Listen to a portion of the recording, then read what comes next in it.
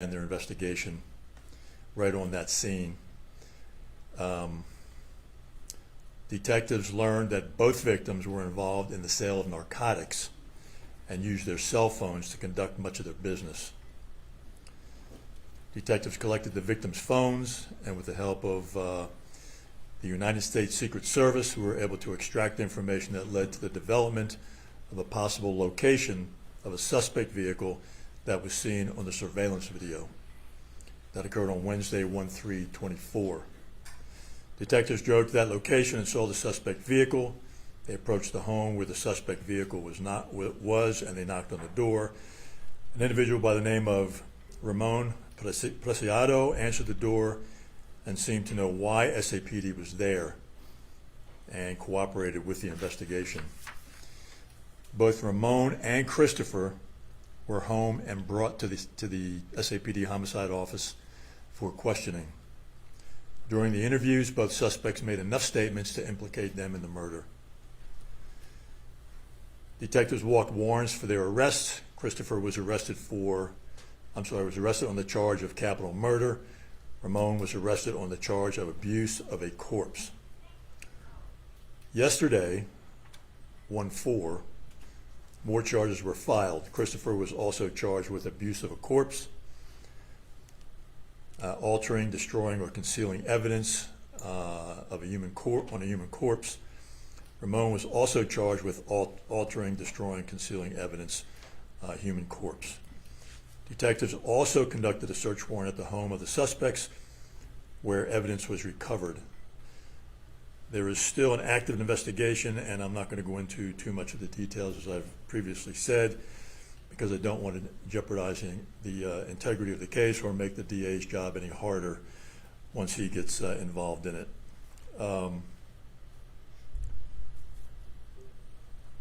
The final piece of information I have for you is that the gun believed to be the murder weapon has been recently recovered from the suspect's home, and we'll share that with you. And Joe, would you like to say a few words? Thank you, Chief. Good morning, everyone. First, I want to thank Chief McManus for inviting me to be a part of this press conference. Before I begin, I also want to extend my condolences to the Soto and Guerra families, as they are in the midst of mourning. They are in the midst of grieving for the loss of their loved ones. So I think it would be appropriate for us to give them the respect that is due them during this period. But I do want to say that as I mentioned before, arrests were made. I was confident because I knew the kind of work that happens over here. I know the kind of dedication that the San Antonio Police Department has. They would identify suspects and make arrests, and that's exactly what happened. So I want to commend Chief McManus. I want to commend the entire command staff, and I especially want to call out the lead homicide detective for doing an outstanding job. I'm sure as typical, he may have had others assist him, but I know that his team was working around the clock, and it made a difference because we always want to formulate a suspect as soon as possible. We always want to identify someone who is a perpetrator of a crime as soon as possible, and that happened here. So again, my gratitude to the entire department and specifically to the detectives that were involved in this case.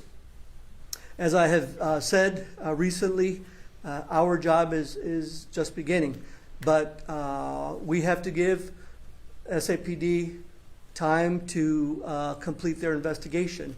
What they do when they, and the term is walking a warrant, when they present an affidavit for an arrest warrant, they only need to present probable cause to a magistrate judge, but that's only the beginning. They have the responsibility to complete the investigation, and I know that they will do that. They will do an outstanding job as that they've done so far. So let's give them the time to do what they need to do. We have 90 days to indict these cases, and so I am sure that they're going to get a prosecution guide, which is the term that we use for a complete file. I'm sure that they will get it to us in the appropriate time and before that 90-day timeline. Again, I want to commend everyone involved in the San Antonio Police Department for doing an outstanding job in identifying suspects and making arrests. Let's let the detectives complete their job. Let's let them file the cases in our office, and then we'll make the charging decisions, and we'll go from there. And again, I can't overestimate this.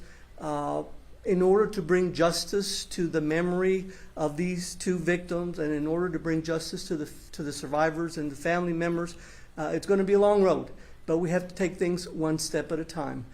So let's do that. Let's let SAPD do their job, and then we'll need some time to review the facts and make those charging decisions. And once a case is indicted, then we'll go to the next step. And I'm sure I will have questions about this, so let me get this out there right now. There have been questions about whether or not this will be something that we will seek the death penalty on. It's too early to tell. I don't know whether or not this is something that we will make that decision. We'll cross that bridge when we get to it. As in every other case where we have a defendant who is death penalty eligible, we have a capital crimes committee that will meet, that will make, we will hear a presentation from the lead prosecutor in the court where this case ends up, and then we will discuss the facts that go into making a decision to seek the death penalty. But again, it is too early to tell. We don't want to put the cart before the horse. Let's wait till we get an entire case filed in our office. And once that happens, I anticipate that we will have indictments returned, but we have to wait and let a grand jury make that decision. But after that, then we will take it to the next level and make whatever decisions that we need to. Thank you very much. I'll take a few questions. And for the gun that was recovered at the suspect's home, have you guys done any tests, run ballistics on the gun to see if there's been any other connection to crimes? I will just say that we believe it's the gun that was used in the murder. As far as the testing and the ballistic results go, I'm not sure what they have yet. Chief, can you help clear something up on the surveillance video? We've had a lot of people reach out. It appears as if someone tosses the towel to Ramon Preciado before he wipes down the door on the sedan. Is that how it played out? What can you tell us about that small part of the sequence? Yeah, that's something we're still looking into. It's something that's been brought up in conversation about this, so we're still looking into that. So that could potentially be a third suspect or someone that was there while the bodies were dropped off at the apartment. As the investigation continues, it could be. I'm not saying it is. I'm just saying it is possible. If someone was there, if there was a second person in that truck, could they be charged with the same altering of a corpse or, essentially moving the bodies? Is that how the charge works? They could be, but I mean, that's something that would be determined once the level of that person's involvement is understood, if that is the case at all. We saw videos of police activity on the house of the Preciados where you take the mom. Are you questioning her? I'm going to leave that question unanswered. Okay, thank you, everybody. Okay, appreciate it. Sorry, can you go over the charges one more time on each one of them since they're updating them? Sure. So the additional charges that were filed were for Ramon. Christopher was arrested on a capital murder charge. Ramon was arrested on a charge of abuse of a corpse. Yesterday, Christopher was also charged with abuse of a corpse, and he and Ramon were charged with altering, destroying, or concealing evidence. And as far as the capital murder charges, would it be 1, 2, or 3? Do you know about how many charges that Christopher would face? It involves all of that. Okay. Yeah. Okay. Okay, and any further questions you have, you might want to just refer to the affidavit, arrest affidavit. Okay. Fiscal, ¿en español nos puede dar unas palabras? Claro que sí. Pues estamos aquí para hablar con respecto del caso que se trata de las víctimas, la señora Soto y el señor Guerra, Savannah Soto y Matthew Guerra. Quiero decir que le agradezco mucho a los miembros de la policía, del departamento de SAPD por el trabajo que han hecho, porque pudieron identificar sospechosos, en este caso rápido, y es una cosa muy positiva para nosotros. Y hay un requisito que ellos tienen que presentarnos el expediente, ¿verdad? Los hechos del caso, para que nosotros podamos revisar esos detalles y luego hacer la decisión cómo vamos a cargar a estas personas formalmente con lo que se dice un indictment. Vamos a tener que esperar hasta que presenten todo. Más o menos se tiene que llevar de cabo antes de 90 días.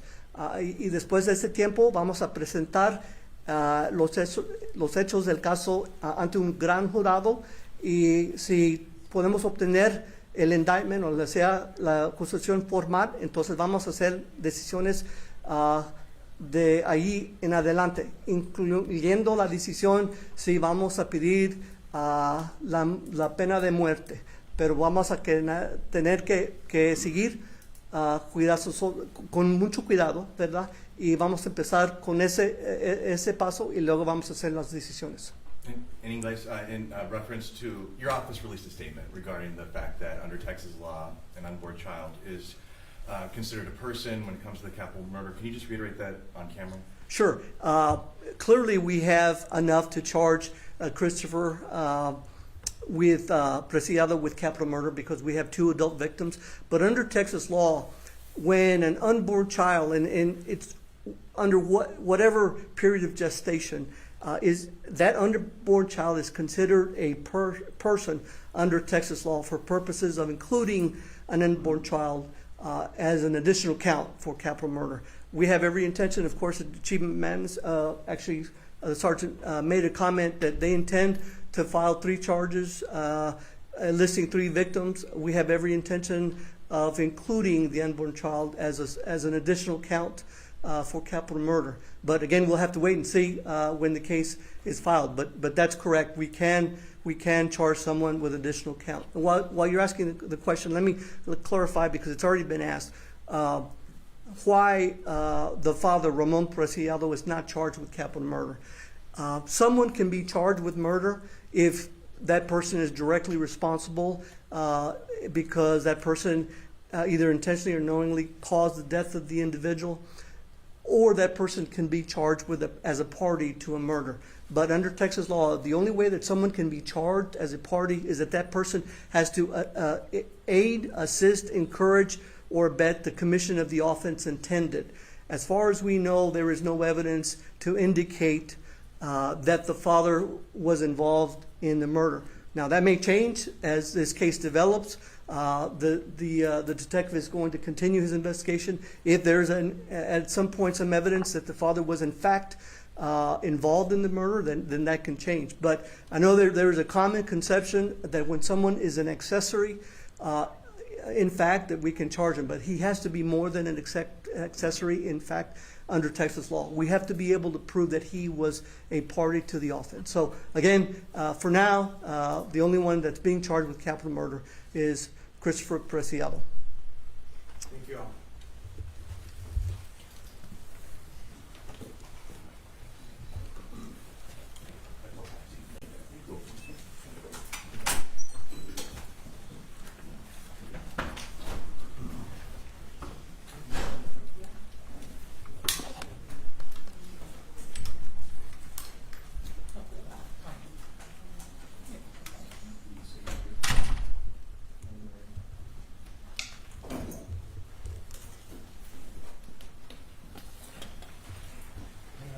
Good to see you. I saw you in the transition very recently. I saw you do a soundbite on a